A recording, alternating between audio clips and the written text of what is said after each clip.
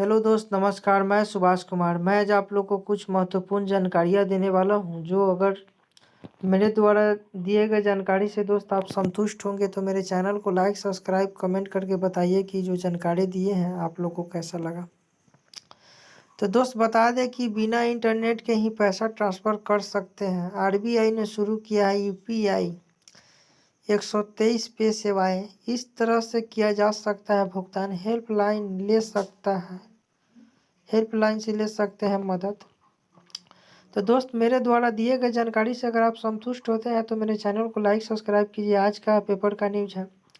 तो आज हम बता दें कि दोस्त आप लोग किस तरह बिना इंटरनेट का आप माने कि अपना बैंक से दूसरे के पास पैसा ट्रांसफ़र किस तरह कर सकते हैं। चाहे कोई भी वस्तु लेते हैं तो उसमें भी ट्रांसफ़र कर सकते हैं।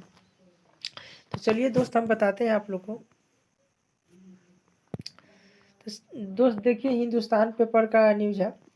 लिखा हुआ आरबीआई ने शुरू की यूपीआई 123 पे सेवा। इंटरनेट न होने पर भी भुगतान कर सकेगी फीचर फोन धारक। बिना इंटरनेट भी पैसा ट्रांसफ़र हो सकेगा। हेल्पलाइन से ले सकता है मदद। तो यहाँ पर दे रहा है मुंबई एजेंसी बिना इंटरनेट वाले सामान फोन से भी अब पैसा हस्तांतरित हो सकेंगे। भारतीय रिजर्व बैंक आरबीआई ने मंगलवार को देश के 40 करोड़ फीचर फोन उपभोक्ताओं को डिजिटल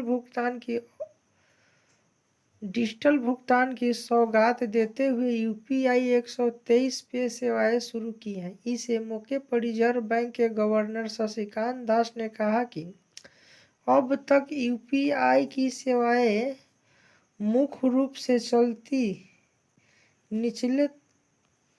चलते निचले तक लोगों को इनका इस्तेमाल नहीं कर पा रहे थे। उन्होंने कहा कि वित्त वर्ष 21 से 22 में अब तक यूपीआई का लेन देन 76 लाख करोड़ रुपया तक पहुंच गया है, जबकि पिछले वित्त वर्ष में यह आंकड़ा 41 लाख करोड़ रुपये था। आरबीआई के deputy governor T Ravi Shankar ने कहा कि नई सेवा यूपीआई 123 पे में 4 तकनीकी अपनाई गई है। इसमें आईवीआर फोन से मौखिक निर्देश ऐप जैसा कार्य, नज़दीकी से आवाज़ के आधार पर भुगतान और मैसेज मिस कॉल के तरीका शामिल है। बिना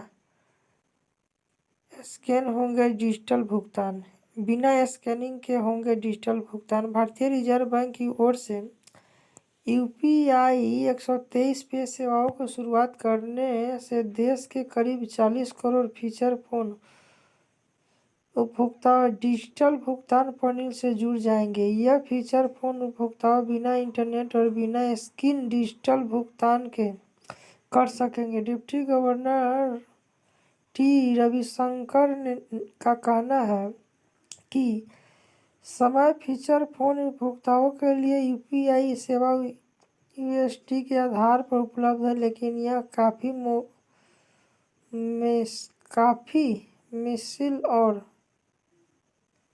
काफ़ी बेमिसाल है और अभी मोबाइल परिचालक ऐसे सेवाओं की अनुमति नहीं देता है। फोन उपभोक्ताओं अब 4 तकनीकी विकल्पों के आधार पर कई तरह का लेन देन कर सकते हैं।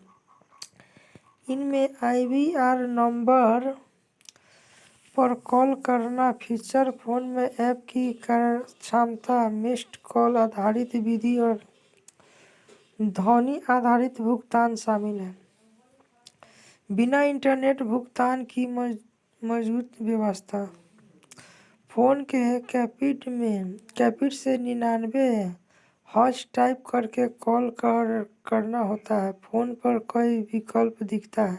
सबसे पहले पैसा भेजने का विकल्प होता है। इसके लिए एक डायल करें। पैसा कहाँ और कैसे भेजना है इसकी जानकारी मांगी जाती है। मोबाइल नंबर, यूपीआई आईडी और आईएसए के पहले से सुरक्षित लाभार्थियों का विकल्प चुनना होता है। पैसा भेजने का विकल्प का चुनाव करने के बाद सेंड बटन पर क्लिक करना होता है। इसके बाद भेजी जाने वाली राशि सबमिट करके सेंड बटन दबाना होता है।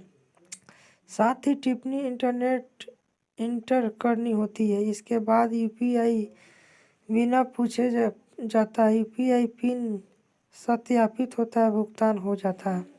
तो दोस्त हम बता दें कि रिजर्व बैंक ने 123 ऐप माने कि लॉन्च किया है, जो अनपढ़ कमांड है, जो छोटा मोबाइल रख रहा है ना, तो उससे भी माने कि भुगतान हो जाएगा दोस्त। ये स्कैनिंग करने का कोई ज़रूरत नहीं थी। तो बहुत खुशी का खबर है दोस्त। जो जो अपना ये ऐप सब चलाते हैं उनको बैंक जाने का ज़रूरत नहीं है, कहीं से पैसा भेजवाना, कहीं से पैसा भेजना, ये अपना घर बैठे अपने आप कर सकते हैं। तो दोस्त अगर मेरे द्वारा दिए गए जानकारी आप लोग को अच्छा लगता है तो मेरे चैनल को लाइक सब्सक्राइब कमेंट करके बताइए कि जो जानकारी दिए हैं आप लोग को कैसा लगा। तो धन्यवाद दोस्त।